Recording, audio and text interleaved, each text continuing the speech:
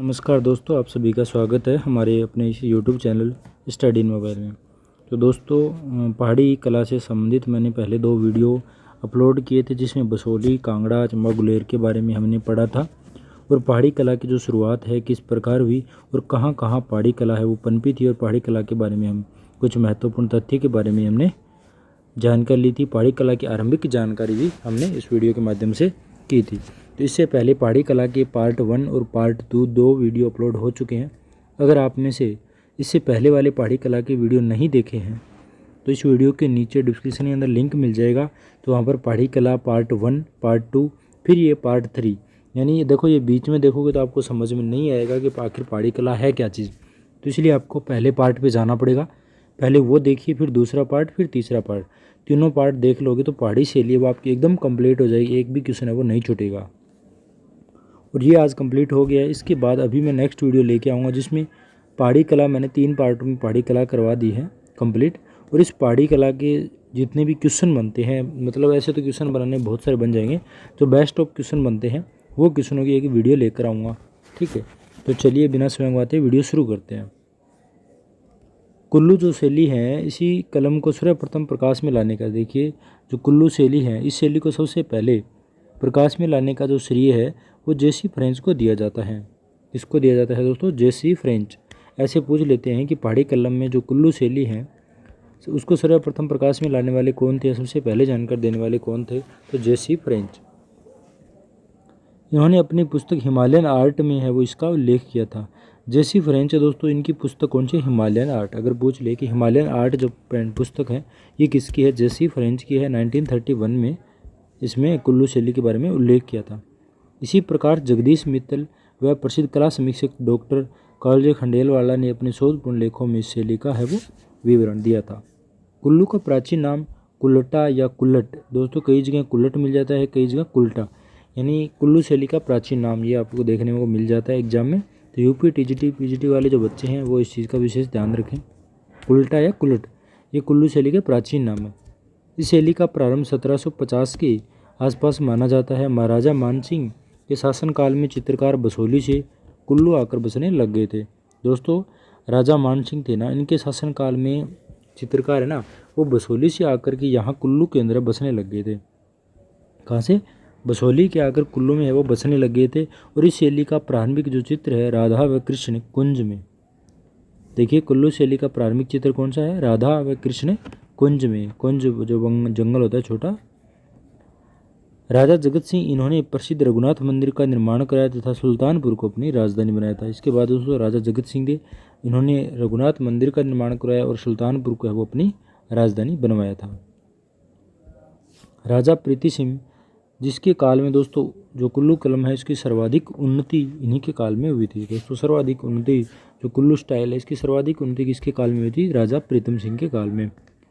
प्रसिद्ध चित्र शीश महल में बना हुआ दोस्तों त्रिपुरा सुंदरी देवी, कौन सा, त्रिपुरी सुंदरी देवी का चित्र है वो सजुनी नामक चित्रकार के द्वारा बनाया गया है। और इसमें त्रिपुरी सुंदरी जो देवी का चित्र बनाया गया है उसमें 8 हाथ दर्शाए गए। कितने देवी सुंदरी, त्रिपुरी सुंदरी देवी है वो कितने हाथों वाली है, 8 हाथों वाली बनाई गई है। और ये चित्र किसके द्वारा बनाया गया दोस्तों, सजुनी के द्वारा बनाया गया है। राजा विक्रम सिंह इनके काल में भगवान से उत्कृष्ट चित्र बने। इनके काल में दोस्तों भगवान जो कृष्ण भगवान से संबंधित है उत्कृष्ट चित्र बनाए जाते थे।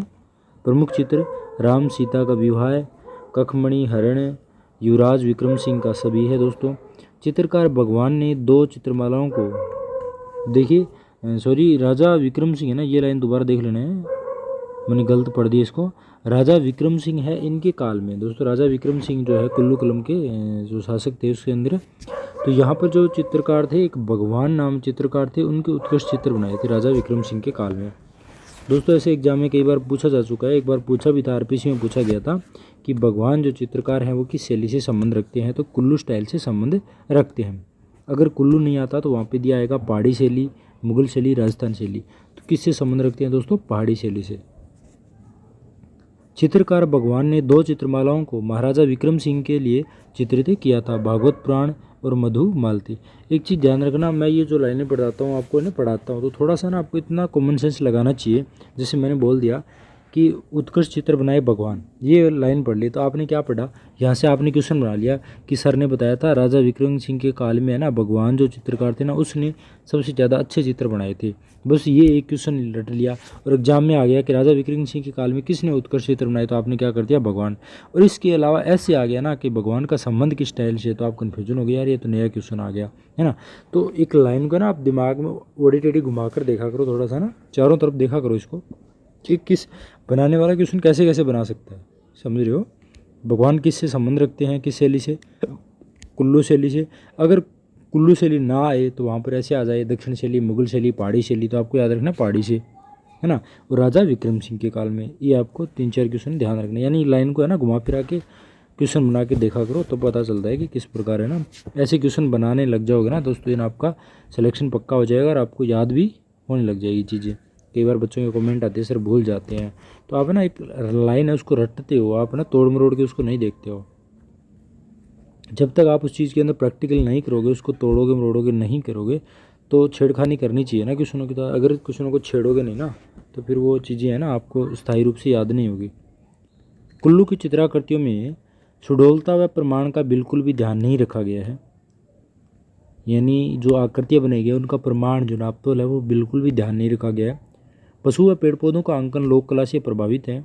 यहाँ के चित्रों में राधा कृष्ण, नायिका भेद, मातृशक्तियाँ, रामायण, भागवत, शिकार दृश्य, पतंग व कबूतर उड़ाती स्त्रियाँ जैसे विषयों को चित्रित किया गया है। अब आगे बात करते हैं दोस्तों गढ़वाल स्टाइल के बारे में। अभी हमने पढ़ा कुल्लू स्टाइल, अभी पढ़ते हैं गढ़वाल स्टाइल। गढ़वाल जो शैली है उसमें परमान वंश का आधिपत्य रहा था दोस्तों। गढ़वाल शैली के अंदर कौन से वंश थे, परमान वंश थे। इनके संस्थापक कनक पाल थे तथा इनके बाद लगभग 500 वर्षों तक गढ़वाल शैली की स्थिति है वो डामाडोल रही थी। वल्लभद्र शाह दोस्तों शासक थे गढ़वाल के अंदर, तो उनके समय में गढ़वाल की राजधानी श्रीनगर थी और वल्लभद्र सिंह ने काशी से कलाकारों को बुला करके एक भव्य राजमहल का निर्माण कराया था दोस्तों, जहाँ गढ़वाल वंश के राजाओं का राज्याभिषेक होता था। देखिए जो वल्लभद्र शाह थे इन्होंने काशी से है वो कलाकारों को बुलाए थे, जो मूर्ति स्थापत्य कलाकार थे उनको बुला करके एक भव्य राजमहल का निर्माण करवाया था गढ़वाल के अंदर। और वहाँ गढ़वाल वंश के जो राजा होते थे उनका क्या वहाँ पे राजाभिषेक किया जाता था, यानी राजगद्दी पे बिठाता जो कार्यक्रम होते हैं तो वो राज्याभिषेक किया जाता था। पृथ्वी सिंह है दोस्तों, वो पहाड़ी कला के चित्रकारों की वंशावली का चित्रण किसने प्रस्तुत किया, राहुल शाकृत्य ने। देखिए पहाड़ी कला के चित्रकारों की वंशावली का चित्रण किसने प्रस्तुत किया था दोस्तों, राहुल शाकृत्यायन। राहुल शाकृत्यायन की जो पुस्तक हिमालय में इसका परिचय दिया गया था दोस्तों। राहुल शाकृत्यायन की पुस्तक थी हिमालय, जिसमें इसका है परिचय दिया गया है। 12 सिक्कों के साथ चित्रकार गढ़वाल के शासक पृथ्वी शाह के दरबार में आए थे दोस्तों। श्यामदास उसका पुत्र हरदास दोस्तों 12 सिक्कों के साथ जो चित्रकार आए थे गढ़वाल में, पृथ्वी सिंह के दरबार में आए थे गढ़वाल में, तो वो कौन थे, श्यामदास और उसका पुत्र है वो हरदास, ये दोनों आए थे दारा सिंह के साथ दोस्तों। दारा सिंह को ये भी चित्रकार थे मुगल शासक के काल में, इन्होंने क्या काम किया है दारा सिंह ने। दारा सिंह की आपको पता ही होगा। जो अगला क्वेश्चन देखिए, पहाड़ी कला में गढ़वाल शैली का जन्म 15वीं शताब्दी में हुआ था दोस्तों। पहाड़ी शैली के अंदर अगर एक गढ़वाल शैली की बात करें तो गढ़वाल शैली वो 15वीं शताब्दी में पनपी थी। चलिए आगे देखते हैं। सुदर्शन शाह के समय गढ़वाल की राजधानी है वो श्रीनगर से टिहरी में स्थापित हो गई थी और यहाँ चित्रकारी करने वाले प्रमुख कलाकार दोस्तों बात करते हैं मोलाराम।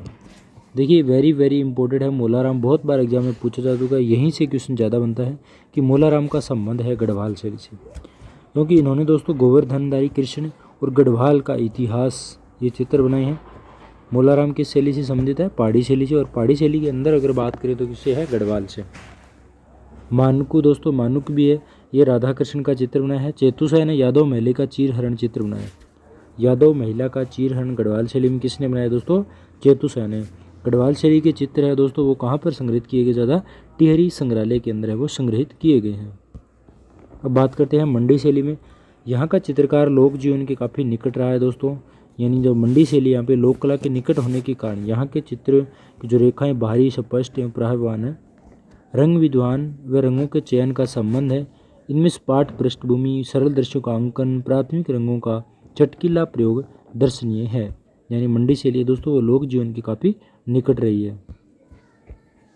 एक चित्र में यहाँ का राजा सिद्धसेन को सलाहकारों एवं वादकों के समूह के साथ चित्रित किया गया है।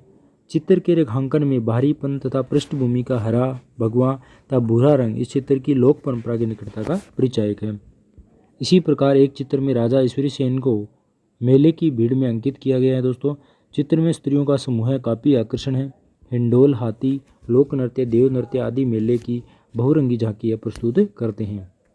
चित्रों की रेखाएं काफ़ी प्रवाहपूर्ण तथा संवेदनशील है, जो चित्र पर कांगड़ा प्रभाव प्रकट करती है। दोस्तों, विशिष्ट चित्रों में बात करें गजलक्ष्मी, काली महादेव, कृष्ण लीला, गोपी चिरहरण, नायक नायिका भेद की चित्रण काफ़ी आकर्षक एवं महत्वपूर्ण बनाई गई है और इनके चित्रों काफ़ी गति व रंगों में आकर्षकता है। दोस्तों, जो परंपरागत लोक जीवन व संस्कृति को अपने में समाहित किए हुए बसोहली, कांगड़ा, गढ़वाल के तत्वों का विविध रूपों को अपने आत्मसात किए हुए हैं। ये जो मंडी शैली है, इसमें है ना, जो हमारे लोक जीवन संस्कृति से जुड़े हुए जो तथ्य हैं उनसे संबंधित चित्र बने हुए हैं। बसोहली, कांगड़ा, गढ़वाल, इन सभी को शामिल करके यानी इन तीनों का मिश्रण रूप जो है वो मंडी शैली के अंदर अपनाया हुआ है, यानी आत्मसात किया हुआ है। मंडी शैली के चित्रों की विषय वस्तुओं की बात करते हैं तो यहाँ के जो चित्रों का मुख्य विषय है वो है कृष्ण लीला, गीत गोविंद, भागवत पुराण, स्थानीय लोक संस्कृति, लोक जीवन, राजाओं की व्यक्ति चित्र, दरबार के दृश्य, दुर्गा, विविध देवती पुराण विषय चित्र, गजलक्ष्मी, काली, शिव पार्वती, विविध प्रकार के फूल पत्तियों आदि के अलंकरणों का है विषय वस्तु रहा है मंडी शैली के बारे में। अब बात करते हैं मंडी शैली के चित्रों की विशेषताएं। तो रेखाएं हैं वो प्रवाहपूर्ण बनाई गई है, अलंकरण है वो बारीकी से किया गया है। दोस्तों, लगभग सभी रंगों का प्रयोग है, सोने चांदी के रंगों का भी प्रयोग हुआ है, भगवा तथा हरा रंग विशेष प्रयोग है, वस्त्र तथा अलंकरणों का सुंदर अंकन किया गया, यानी इसके अंदर है वो चित्र के अंदर जो है बनाए जाते थे मंडी शैली में, उसमें लगभग सभी रंगों का प्रयोग किया गया है। जालिम सिंह ने दोस्तों टरना के काली मंदिर के द्वारों पर भित्ति चित्रों का निर्माण करवाया था। अगर यहाँ से ऐसे क्वेश्चन बनेगा कि टरना के जो काली मंदिर की द्वारों पर भित्ति चित्रों का निर्माण किसने करवाया था? जालिम सिंह ने। राजा बलवीर सिंह के समय मंडी शैली पर पूर्णतः कंपनी शैली का प्रभाव रहा था। दोस्तों, राजा बलवीर सिंह कुर्सी पर बैठे हुए कंपनी शैली का जो चित्र है वो संभवतः प्रथम चित्र माना जाता है। ये नोट डाल के मैंने लिखा हुआ, ये लाइन आपके लिए इंपॉर्टेंट है, ध्यान रखना कि सभी भारतीय शैली में पहाड़ी शैली की उपशैली मंडी शैली में सर्वप्रथम त्रिआयामी प्रभाव आया था। यानी कांगड़ा का मूल निवासी सुजनू कल्लू से मंडी आए थे 1808 में। देखिए 3D यानी त्रिआयामी बोल सकते हो आप, है ना, 3D 3 डायमेंशन, जिसकी हाइट जैसे चौड़ाई, लंबाई, ऊंचाई होती है ना, गहराई होती है, तीसरी डायमेंशन, तो उसे 3D बोलते हैं। तो ये भारतीय शैली में सबसे पहले जो पहाड़ी शैली की उपशैली मंडी शैली उसमें त्रिआयामी प्रभाव आया था। मंडी कलम को निम्न भागों में बांटे हैं। दोस्तों, लोक शैली का प्रभाव बताते हैं, पड़ोसी शैलियों का भी प्रभाव बताते हैं। तो लोक शैली का जो प्रभाव है ना, इसके अंदर क्या बताता है कि लोक कलाएँ जो होती है ना, उसमें रेखाएं मोटी मोटी सख्त रेखाएं बनाते थे हम ना, जो मानने वगैरह बनाते हैं, रंगोली बनाते हैं, उसमें रेखाएं हैं वो हाथ से बनाते हैं ना, बिना कलम की सहायता से, तो मोटी मोटी रेखाएं बनाते हैं। सपाट एकदम पृष्ठभूमि होती है, चटकीले रंगों का प्रयोग करते हैं, यानी इसमें है वो लोक शैली का प्रभाव रहता है। दूसरा जो है वो पहाड़ी शैलियों का प्रभाव रहा है, जिसमें जो कुल्लू मंडी सजुनू नामक चित्रकार आए थे। सजुनू ने मंडी में हमीरहट के लघु चित्रों की श्रृंखला तैयार की थी। सजुनू की पहाड़ी लोक जीवन का अच्छा ज्ञान था और मंडी के चित्रों में वहाँ की वास्तुकला के नमूने हैं वो परिलक्षित होते हैं। यानी इस पर जो मंडी शैली, इस पर पहाड़ी शैलियों जो अन्य उप शैलियाँ हैं, कांगड़ा, बसोहली, गढ़वाल, इनका भी प्रभाव रहता है मंडी शैली पर। और मंडी शैली में लोक शैली का भी प्रभाव प्रमुख से दिखाई देता है। और तीसरा जो है वो सिख प्रभाव दिखाई देता है। मंडी का चित्रकार मोहम्मद बख्श गुलेर गया और वहाँ के राजा जयसिंह के लिए चित्र बनाए थे। दोस्तों, मोहम्मद बख्श ने मंडी कलम के वो सुंदर चित्र बनाए थे। मंडी में ब्रिटिश प्रभाव लघु चित्रों तक ही सीमित रहा। सन 1905 के भूकंप ने चित्रकला को समाप्त कर दिया और इस समय भवानी सेन राजा थे। सिख शैली के चित्रकार की बात करें दोस्तों तो नैनशुक जो पुत्र थे, गोकुल, छज्जू आदि। देखिए ये लाइन हाईलाइट कर रखी है। मंडी शैली से ना एक तो ये क्वेश्चन बनता है कि त्रिआयामी प्रभाव तो मंडी शैली में आता है। दूसरा क्वेश्चन ये बनता है कि मंडी नैनशुक, गोकुल, छज्जू किस शैली के चित्रकार हैं? तो मंडी शैली के चित्रकार हैं। तो ये आपको ध्यान रखना, ये दो क्वेश्चन सबसे ज़्यादा बनते हैं मंडी शैली के बारे में। सॉरी दोस्तों। सिख शैली का उत्कृष्ट चित्र है गुरु गोविंद सिंह घोड़े पर सवार। अब दोस्तों ये दो लाइनें इंपॉर्टेंट है। Indian painting in the Punjab hills नामक पुस्तक में WC आर्चर ने जम्मू के 4 चित्र प्रकाशित किए और इसमें चित्र पर टाकरी लिपि में लेख लिखे। देखिए, Indian painting in the Punjab hills नामक जो पुस्तक है वो किसकी है दोस्तों? WC आर्चर की। नैनसुख के 2 चित्रों को बेसिल ग्रे ने अपनी पुस्तक दी आर्ट इंडियन एंड पाकिस्तान में प्रकाशित कराया था। तो देखिए, बेसिल ग्रे की जो पुस्तक है कौन सी दोस्तों? दी आर्ट इंडियन एंड पाकिस्तान किसकी है? बेसिल ग्रे की है। और इसके अंदर नैनसुख के 2 चित्रों को है वो प्रकाशित करवाया था। तो दोस्तों, हमारी जो पहाड़ी शैली है संपूर्ण हो चुकी है। इसके पहले पार्ट नहीं देखे हैं तो आप इस वीडियो के नीचे डिस्क्रिप्शन में लिंक मिलेगा, वहाँ से जा कर के देख सकते हैं। और आगे की जो मैं वीडियो लेके आऊँगा उसके बाद मैं पहाड़ी कला के जो सभी महत्वपूर्ण क्वेश्चन बनते हैं उनकी एक वीडियो लेके आऊँगा, जिसके अंदर पहाड़ी कला के सभी क्वेश्चन है वो करवा दूँगा। तो धन्यवाद दोस्तों, फिर मिलते हैं एक नए वीडियो के साथ। अगर ये वीडियो आपको पसंद आए तो वीडियो को लाइक कर देना, कमेंट कर देना और अपने दोस्तों के साथ भी शेयर कर देना। और आप में से अभी तक हमारे इस चैनल को सब्सक्राइब नहीं किया तो यहाँ पे रेड कलर में लिखा हुआ सब्सक्राइब का बटन, उस जा करके चैनल को सब्सक्राइब कर लें। और दोस्तों, इस वीडियो के नीचे हमारा जो सेकंड चैनल है उसका लिंक दूंगा, वहाँ से भी आप सब्सक्राइब कर लें, जिस पर अभी हम DSSB फर्स्ट पेपर यानी जो कॉमन पेपर होता है उसकी भी तैयारी करवाना स्टार्ट करेंगे उस चैनल के माध्यम से। तो आप उससे भी जुड़े, हमें सपोर्ट करें। धन्यवाद दोस्तों।